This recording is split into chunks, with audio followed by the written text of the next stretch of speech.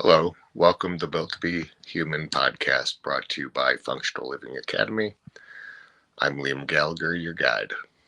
So, wanted to talk a little bit about how I came to be on the path that I'm on, how I came up with the functional approach versus all the other options that we all have available to us. Um, I had some fairly significant medical issues early in my life. As a matter of fact, I had a low grade fever and a stomach ache from about kindergarten or first grade for a very long time.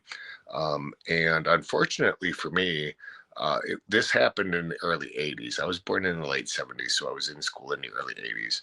And what was decided by the nursing staff and my mother, most specifically, because I'm pretty sure my father had no idea, um, was that it was a psychological issue. So I was taken to psychic doctors and counselors from a very young age. And what this inevitably ended up turning out to be was essentially gaslighting. Because by the time I was 14 years old, I was diagnosed as a type 1 diabetic. And I was told at that point by the doctors that the low grade fever and the stomach ache that I was dealing with for all those years was actually diabetes starting to manifest itself. So when I was diagnosed as a type 1 diabetic, that was my first truly, the first PTSD experience I had where I was fully conscious of it. And the reason why this was the case was I was 14 years old. I was in soccer. I was in sports all the time. Other than my sugar issues, I was in really good health. I was sent to the hospital. My sugar was about 600 or so, which is apparently fairly low to catch a diagnosis for type 1 diabetes. But anyhow, I ended up in the hospital. I was there for about a week, and I was told I wasn't allowed to leave the hospital until I could give myself shots. I have a problem with this, a huge problem with this. Um, in that week I was there, my soccer trainer, who at the time I'm from Akron, Ohio, which is where AAA is from, is Akron, Ohio.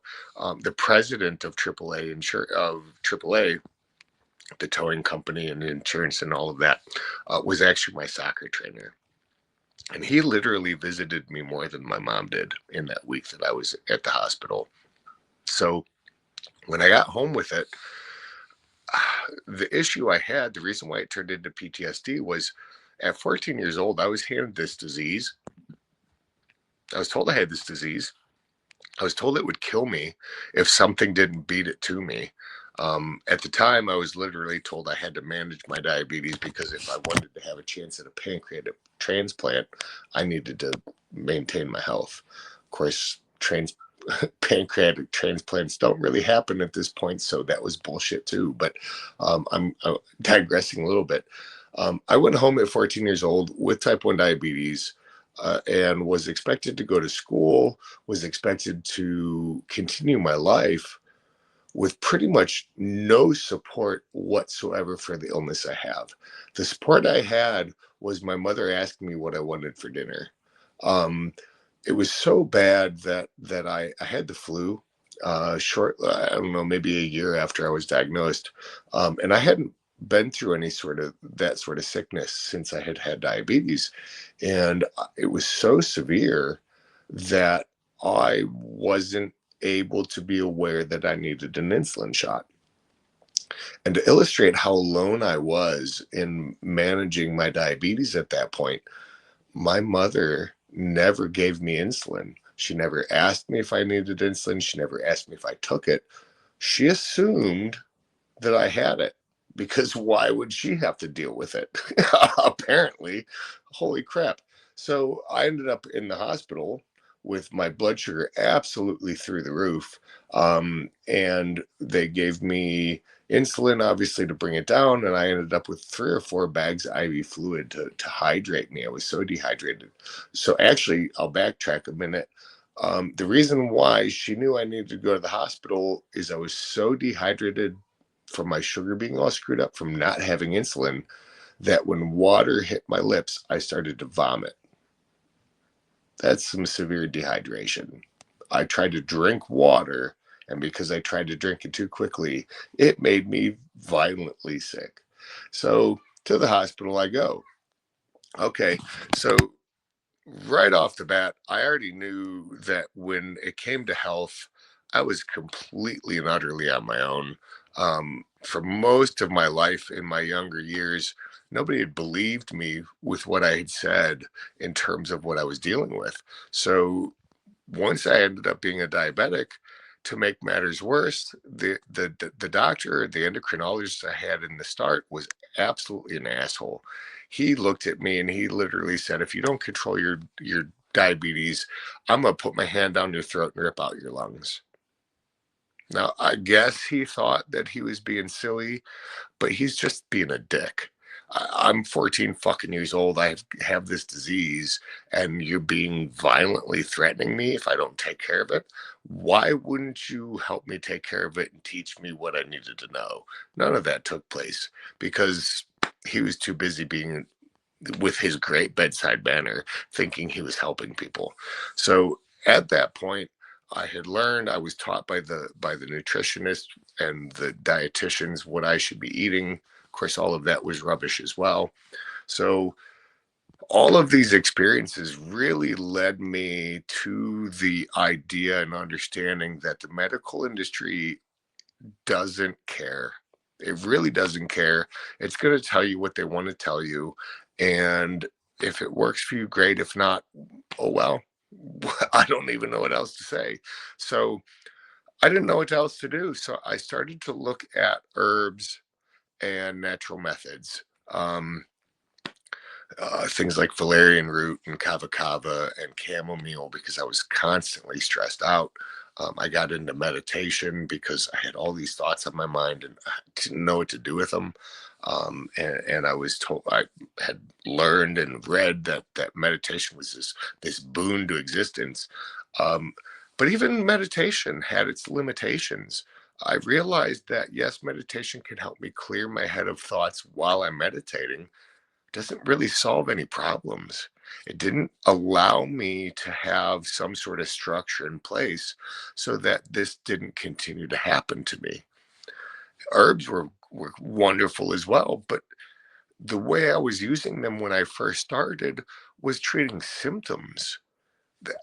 How is that different than modern medicine, other than the fact that it's not a toxic poison that I'm ingesting to do it? Still not as beneficial as what a human actually needs.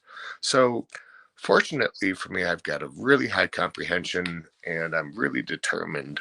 And I have no problem seeking out information that I need on my own. So I spent the next, I was diagnosed as a type 1 diabetic at 14. I really, really, really started to investigate things by the time I was 15. I was diagnosed in September. My birthday's in December. So a couple months before I really started to deep dive. Um, and what I discovered was all of all of the natural methods work um, if they're the right ones and if you use them in a functional manner. Same thing with meditation. Meditation works if you utilize it in a functional manner. So that's really how I came up with the functional approach to things. It was a combination of severe traumas. Yes, I've had abuse in my childhood. Yes, was singled out by my mother. But what really impacted me the most at that time was the gaslighting, the people not believing that I had something wrong with me and being sent to psych doctors and then being diagnosed as a type 1 diabetic and being told at that time that all those times of a low grade fever and stomach ache were actually diabetes in the making. So, what does a 15-year-old do with that information? How do you even respond to that at 14 or 15 years old? Well, I'll tell you how I responded. At 14, I got into repeating phrases. Um, by 16, by 15, I actually started to get into self hypnosis techniques. All of this was designed to help me cope with what I had already been dealing with, and the fact that I'd been given my death warrant literally at 14 years old. Can you even imagine at 14 years old being told this is going to kill you if something doesn't beat it to you? What sort of a good idea is that? How is that beneficial to me? How does that help me at all? Holy crap. So, anyhow, um, I got to a point where I learned how to reprogram default network mode. I created techniques for rewriting how I function. And what I mean by that is most people on the planet, everybody on the planet, they develop their entire worldview between the ages of 3 and 5.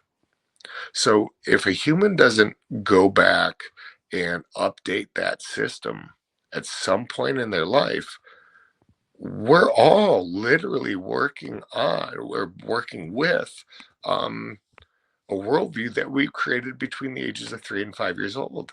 How insane is that? So I was struggling.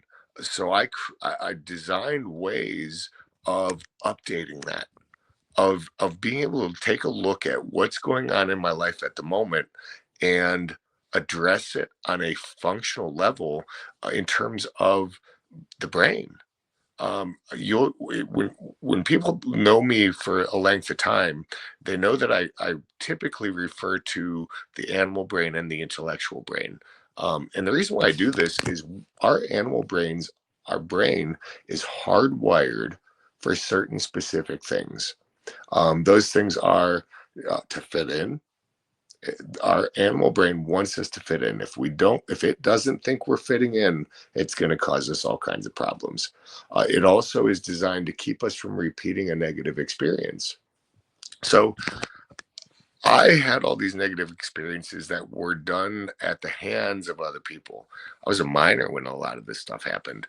So I I figured out ways to change my basic thought pattern, which allowed me to change my thoughts and allowed me to change my perspective. So the reality is, the human brain is not designed for conscious thought. The conscious mind is designed to observe, which feeds the subconscious mind information, which the subconscious then processes and puts in its place. And the conscious mind is also designed to decide. So once the subconscious mind has processed all the information, it can give enough information to our conscious mind for it to then make a decision. And I created techniques for changing how my animal brain responded to a given situation. Anybody who's dealt with PTSD realizes or has experienced that the animal brain pirates the ship.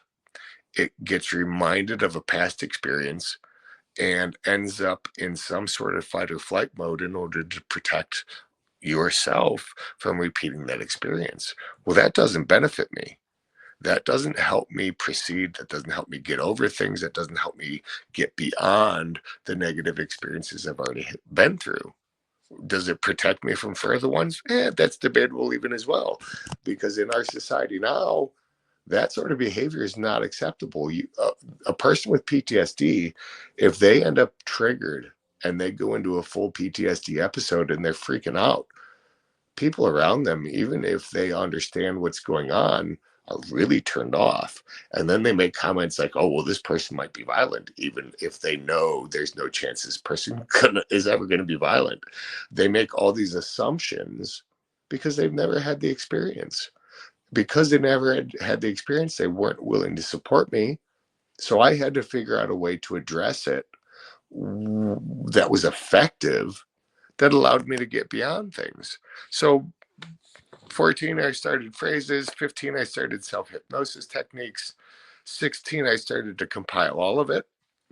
And at this point now, I'm 47 years old. I have copyrighted techniques for rewriting default network mode. Have I implanted ideas into my subconscious and hoped it worked? Absolutely, I have. But people need to realize that on a functional level, the only way to change conscious thought and conscious activity is through conscious effort. So if don't want to be stuck in my head, I need to keep my brain engaged in a positive way, a functional positive way that's going to allow me to escape. And I've been able to successfully do that. So, Built to Be Human podcast is very much about how we learn and adapt in ways that we were not taught, with concepts that we were never exposed to. This stuff is so basic, it's insane. The fact that we're never taught anything but dealing with symptoms is it's a crime against humanity.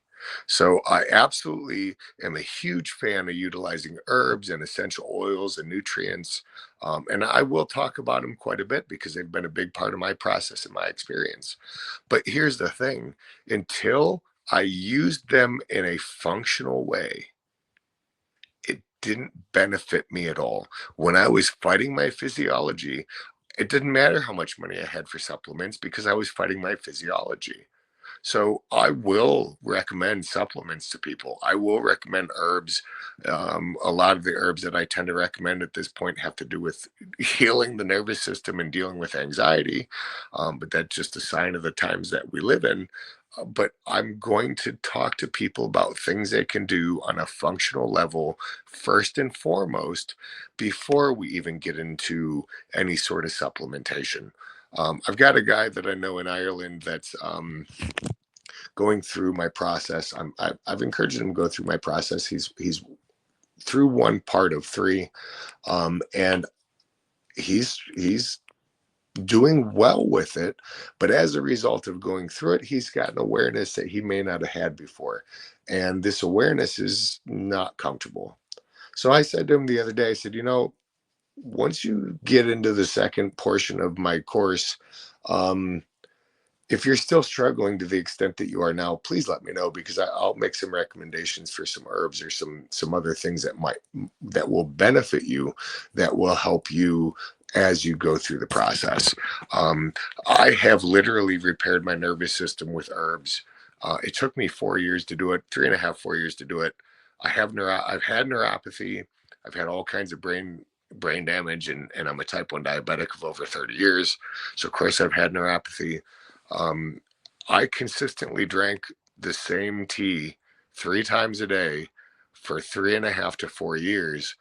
And now I walk around barefoot as a type 1 diabetic of over 30 years. And I walk around barefoot everywhere I go, unless I'm at the flea market, because I'm not trying to go into the bathroom at the flea market barefoot.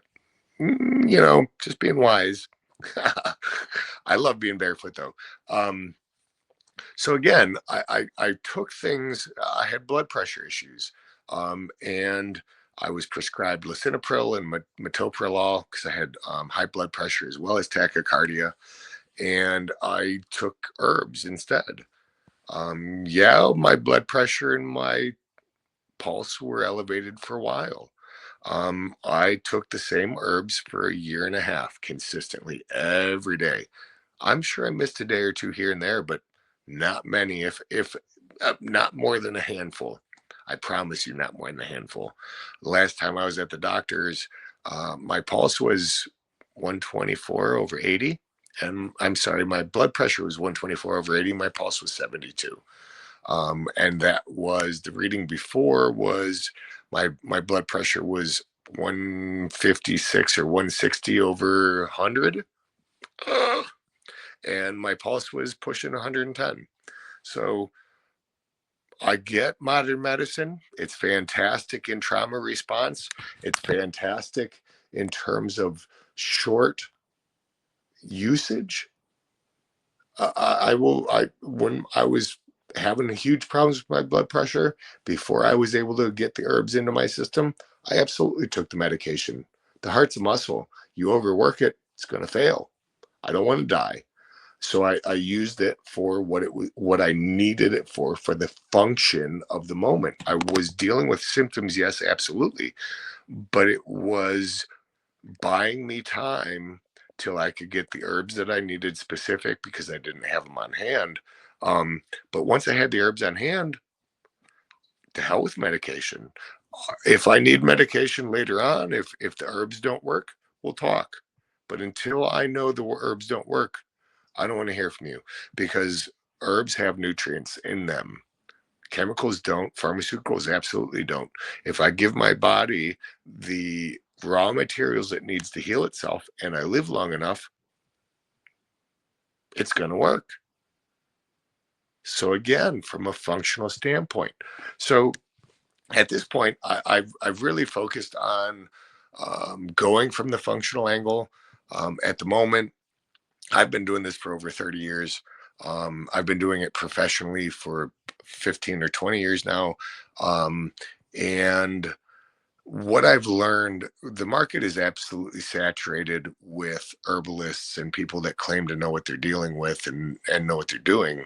I've been to school. I went to become a naturopath. But because when I went to school, I had over 25 years of lived experience, school didn't go very well for me. I actually corrected 3 of the textbooks in the first semester I was there.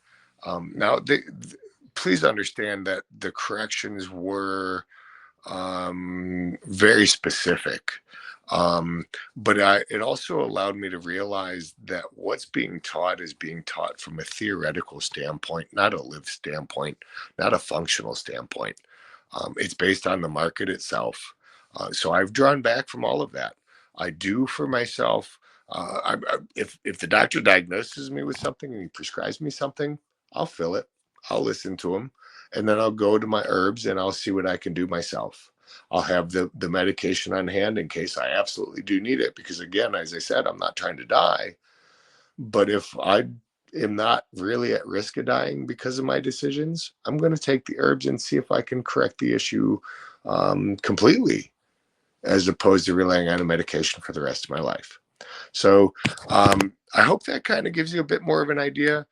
I've literally been through 3 traumatic brain injuries. I had a 33-pound box dropped on my head from over 15 feet up. The corner of the box hit me right about there. I did the math at one point, and it was just under 9,000 pounds of pressure. Holy crap. I had a motorcycle accident where a passenger on the back of my bike went into a full tonic-clonic seizure. The police report said I was doing about 25 miles an hour. I was launched 14 feet headfirst into a tree. That I ended up with 2 punctures to my frontal lobe. I was in a coma for just shy of 3 weeks. Of course, part of that was absolutely an induced coma because I was way out of my mind and violent and aggressive and crazy. Is a batshit. Yeah, I was batshit crazy. Frontal lobe damage. What do you really expect? Um, and then I also was in a motorcycle accident where I was launched about 30 yards and landed on the side of my head and on my left shoulder. So I'm also a type 1 diabetic, and I've had all kinds of trauma in my life. So my medical background is extensive. I'm in the health that I'm in because I've gone outside the box. I listened to the doctors in terms of what I was dealing with, and I didn't accept their prognosis is basically what it boils down to. I'm very determined as far as an individual, and I'm gonna have the best experiences in life that I can possibly have. And I've learned that the only way to have these experiences to deal with life directly, in other words, to deal in reality, but also to deal with myself in a functional and understanding sort of way. Um, I've made mistakes. Of course I have. Everybody has. I'm able at this point in my life to assess my behaviors and my approaches and my abilities without judgment, because that lack of judgment allows me to actually correct what's going on, or reframe, or redirect, or put it to a different use, or what have you. When I was young in my life, I definitely realized that if I'm a certain way, I can't stop being that certain way, but I can repurpose it so that it can be a positive instead of a negative.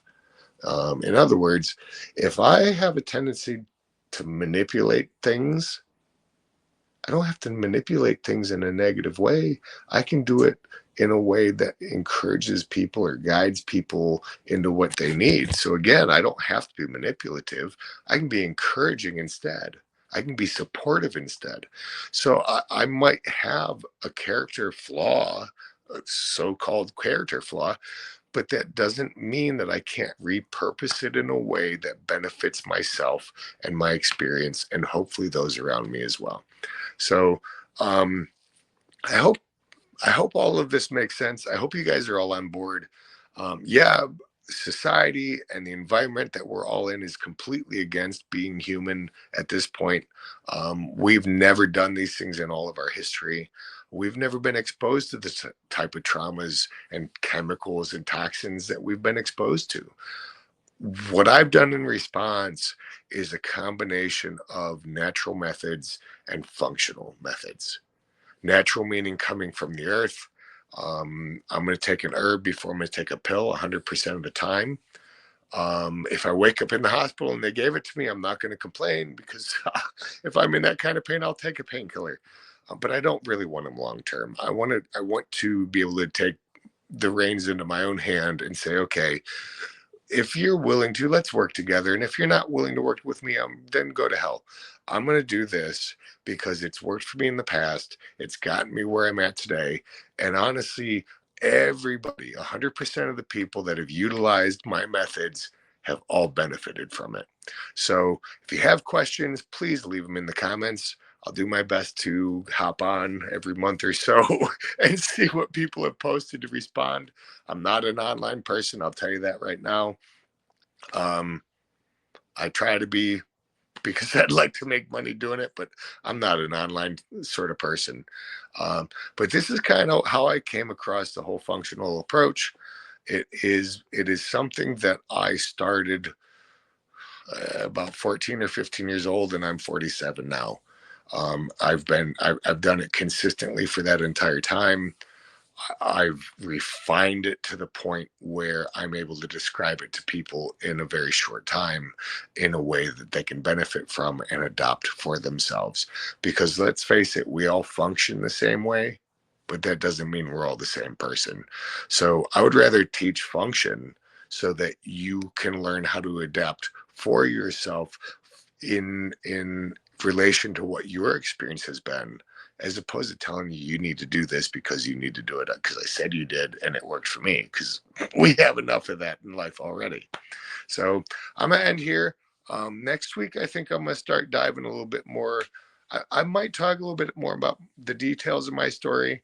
I might just start diving into some of the things that I've done that were the most beneficial. As I get feedback, I'll definitely refine things down and I'll start to get more specific with things. But at the moment, this is what we're doing. Hope you enjoyed. Have a great night.